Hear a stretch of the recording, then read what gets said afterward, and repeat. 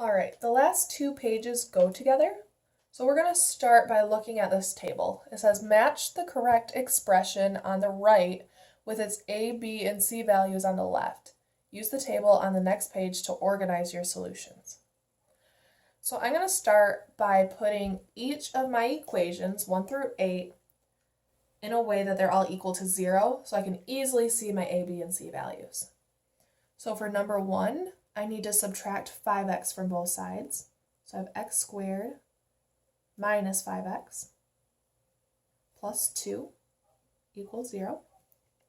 For number 2, that's already in the form I want it to be. So is number 3. For number 4, I can subtract my 2x and my 1 over, leaving me with 5x squared minus 2x minus 1 equals 0. Number 5, I'll subtract 1 over, leaving me with 2x squared plus x plus 5 equals 0. 6 and 7 are already good. Number 8, I need to add 1 to both sides. So I get x squared minus 2x plus 1 equals 0. So now I'm going to match each a, b, and c value with its equation. So looking at number 1, my a is 1, my b is negative 5, my c is 2. 1, negative 5, 2, that's h. So h matches with equation number 1. Number 2, my a is 5, my b is 2, my c is negative 1. That matches with letter B. Number 3, is my a value 5? Oh, nope, not quite. Notice that my x squared is actually in the middle. I need the coefficient of x squared to be my a value. So that means my a value is negative 1, my b value is 5, and my c value is 2. So that's going to correspond with letter F here. That's equation number 3. Number 4, our a value is 5, our b value is negative 2, our c value is negative 1. So that goes with letter G. Number 5, our a value is 2, our b value is 1, our c value is 5. That goes with letter C. Number 6, that's kind of like number 3 where the x squared comes second. So make sure you're paying attention. The coefficient on x squared is 1, so my a value is 1, my b value is 2, my c value is 5. That's going to correspond with letter A. Number 7, a is 1, b is negative 2, c is 5. That goes with letter D. I'm really hoping number 8 goes with E. Let's see. We have 1 for A, negative 2 for B, 1 for C. Yes, it does. All right, we have all the information we need for now, so I'm going to flip over and we're going to fill out our table. First things first, we look at each of the letters and they match to equation number. So we said A goes with 6, B goes with 2, C goes with 5, D goes with 7, E goes with 8, F goes with 3, G goes with 4, H goes with 1. So we have that column filled out. Now we need to find the discriminant.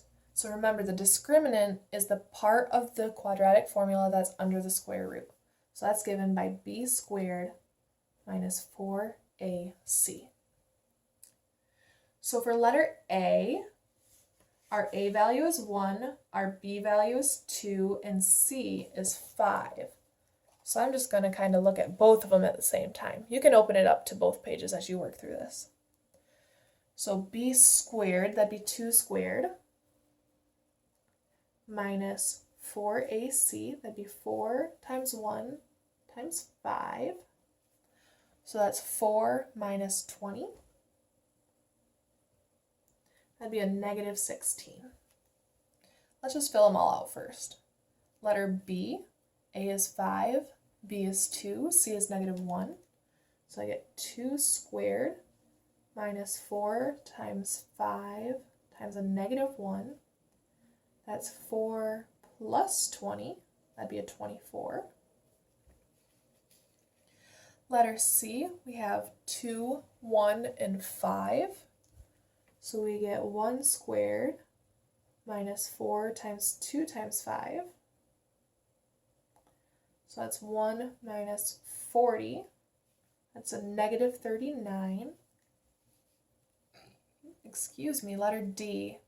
A is 1, B is negative 2, C is 5. So that'd be negative 2 squared minus 4 times 1 times 5. So that's 4 minus 20, that's a negative 16. Now that's kind of like letter A.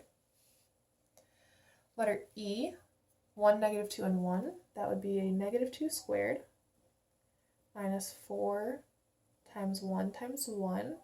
That's 4 minus 4, which is 0. Letter F, we will have 5 squared minus 4 times negative 1 times 2. That's 25 plus 8, that's 33. Letter G, we will have negative 2 squared minus 4 times 5 times a negative 1. So that's 4 plus 20, that's 24.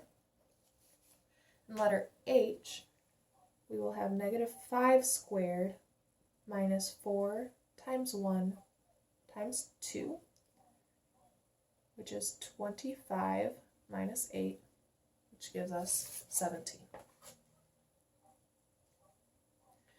So now we need to figure out how many solutions there are.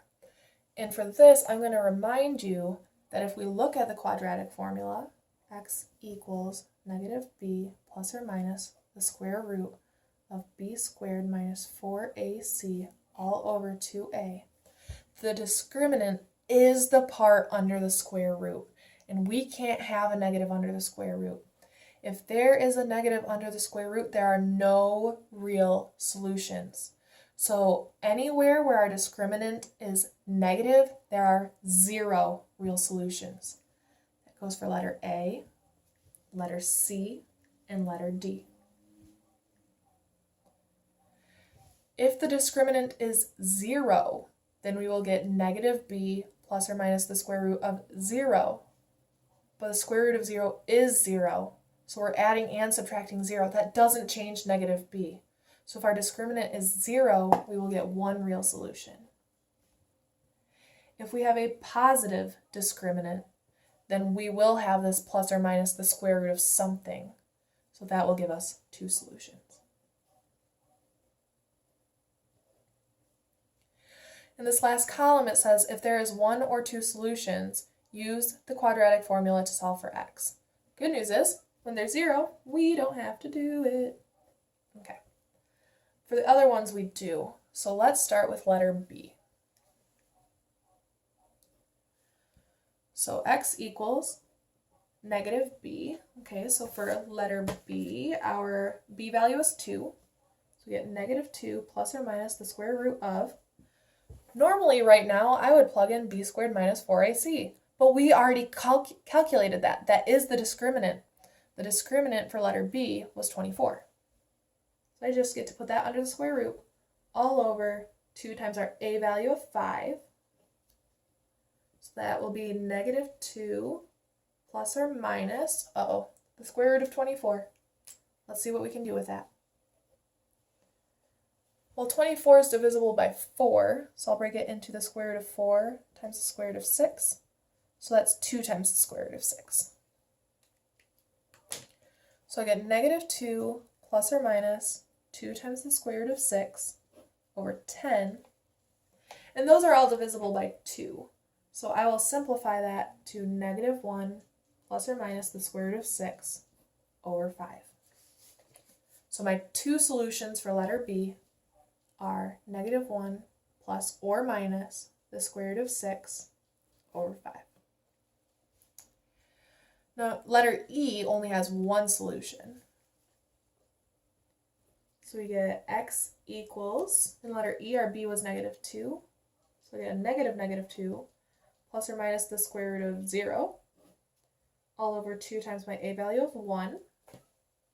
So that would be a positive 2 plus or minus 0 over 2. But like I said before, adding or subtracting 0, it doesn't matter. Either way, we're not changing the value of 2. So I get 2 over 2, which is just 1. The solution to letter E is just 1. Letter F. X equals, our b value is 5, so I get negative 5 plus or minus the square root of, we already calculated the discriminant, of 33, all over 2 times our a value of negative 1. So that would be negative 5 plus or minus the square root of 33 all over negative 2. I'm okay if you leave your answer that way. Negative 5 plus or minus the square root of 33 over negative 2. But if you are messing around on the internet, some people may say divide everything by a negative. This is also equal to 5 plus or minus the square root of 33 over positive 2. Because if you divide positive square root of 33 by a negative, it turns into the negative square root of 33. And negative square root of 33 divided by negative 1 turns into the positive square root of 33. So really we're just changing the signs on these two because the opposite signs here will just flip, but we've already covered it with the plus or minus. So I would accept either of these answers here in both places. If leaving them negative makes more sense to you, please do it. All right, so letter G. X equals negative 2 plus or minus the square root of 24 all over 2 times 5. So that would be a positive 2 plus or minus. Work smarter, not harder. We already figured out the square root of 24 is 2 times the square root of 6. That's all over 10. So this almost looks like a carbon copy of letter B. The only change is that very first term is now positive instead of negative. I'll divide everything by 2, giving me 1 plus or minus the square root of 6 over 5. Finally, for letter H, we get x equals negative 5 plus or minus the square root of 17 all over 2 times 1. Which is a positive 5 plus or minus the square root of 17 all over 2.